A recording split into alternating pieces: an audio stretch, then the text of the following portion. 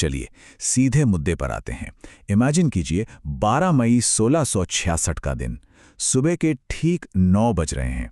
आगरा का शाही दरबार एकदम पिन ड्रॉप साइलेंस, बर्फीला और बेहद तनावपूर्ण सन्नाटा। दरबार पूरी तरह से सजा हुआ है, चप्पे चप्पे पर भारी सुरक्षा है और बीचों बीच एक ऊंचे सिंहासन पर औरंगजेब बैठा है। और इसी भारी सन्नाटे को चीरते हुए छत्रपति शिवाजी महाराज दरबार में एंट्री लेते हैं। मतलब उस वक्त किसी ने सपने में भी नहीं सोचा था कि आज का ये दिन मुगल इतिहास की सबसे बड़ी सिक्योरिटी फेलियर की शुरुआत होने वाला है। आज के इस एक्सप्लेनर में हम उसी ऐतिहासिक घटना को डिकोड करेंगे, कैसे महज कुछ घंटों में हालात बदले, एक खतरनाक कैद हुई और फिर वहां से हुआ इतिहास का सबसे माइंड ब्लोइंग एस्केप।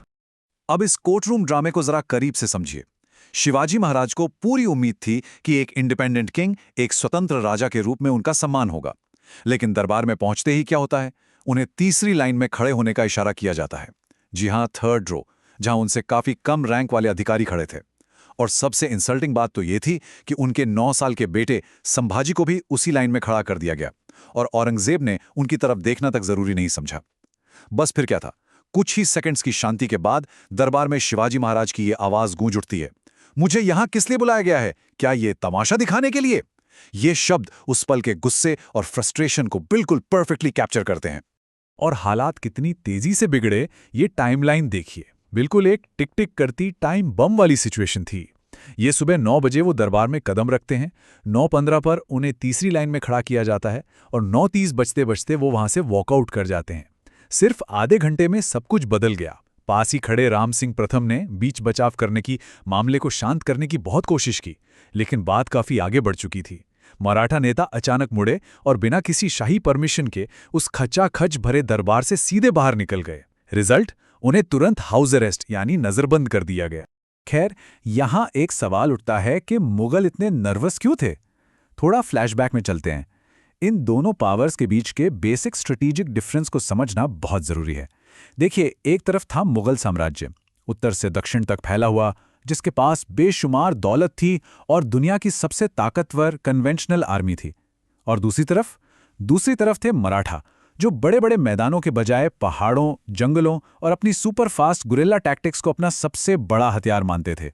यही वो बड़ा फर्क था जिसने औरंगजेब की रातों की नींद उड़ा रखी थी, क्योंकि ट्रेडिशनल तरीकों से मराठों को हराना मुगलों के लिए लगभग इम्पॉसिबल हो चुका था।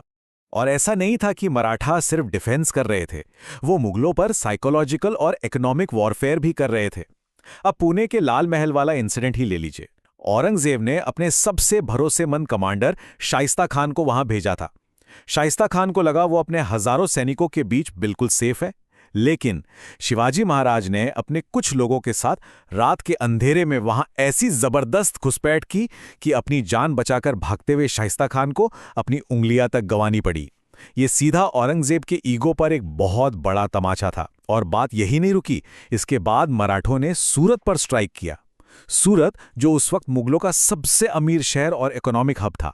देखते ही देखते उन्होंने वहां का खजाना पूरी तरह खाली कर दिया। तो इन सब के बाद औरंगजेब ने अपने सबसे ब्रिलियंट रणनीतिकार मिर्जा राजा जय सिंह प्रथम को मैदान में उतारा। जय सिंह, जो तलवार से ज्यादा अपने दिमाग के लिए जाने जाते थे, उन्होंने पुरंदर किले की ऐसी घेराबंदी की कि अंदर पानी और राशन सब बंद हो गया। किले में सिर्फ सैनिक नहीं थे, आम नागरिक, महिलाएं और बच्चे भी फंसे हुए थे। अब यहां जो हुआ वो समझना बहुत क्रूशल है। शिवाजी महाराज ने जो किया वो कोई हार नहीं थी, बल्कि एक बहुत ही कैलकुलेटेड मूव था। आम लोगों की जान बचाने के लिए उन्होंने 1665 का पुरंदर समझौता साइन किया। कई किले देने पड़े, जुर्माना देना पड़ा, लेकिन लीडरशिप को जिंदा रखना उस वक्त सबसे ज्यादा जरूरी था।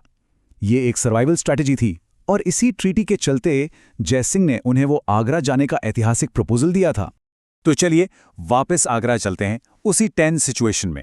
दरबार से निकलने के बाद शिवाजी महाराज को राम सिंह की हवेली में कैद कर दिया गया था और बाहर 1000 से ज्यादा हथियारबंद गार्ड्स, 1000, ये कोई छोटा नंबर नहीं है। फौलाद खान के कमांड में इन सैनिकों को तैनात कर दिया गया। हर दरवाजे पर पहरा, हर खिड़की पर पैनी नजर। ऑर्डर्स बिल्कुल क्लियर थे कि परिंदा भी पर नहीं मारना चाहिए। वहां के माहौल में एक अजीब सी घुटन थी, एक साजिश की बू थी कि बस सही मौका मिले और मराठा लीडर का काम तमाम कर दिया जाए।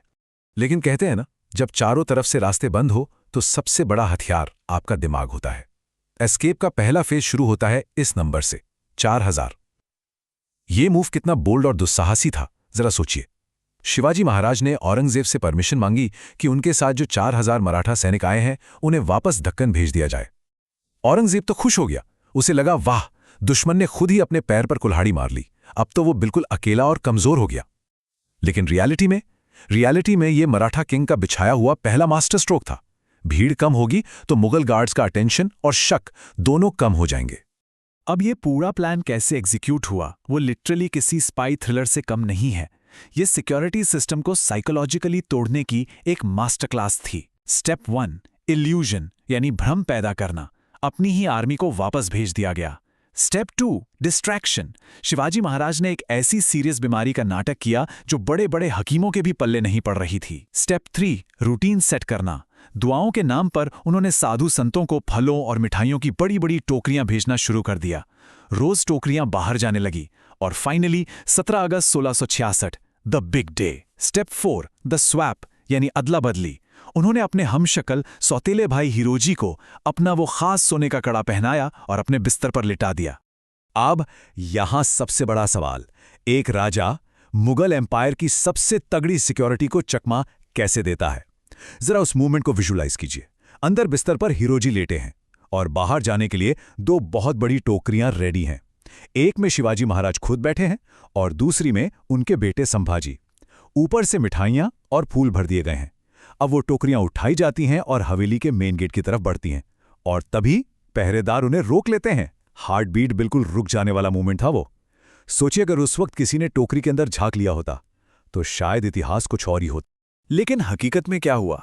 उस सुपर टेंस मोमेंट का जो क्लाइमैक्स था ना, वो सरप्राइजिंगली बहुत ही सिंपल बल्कि थोड़ा फनी भी था।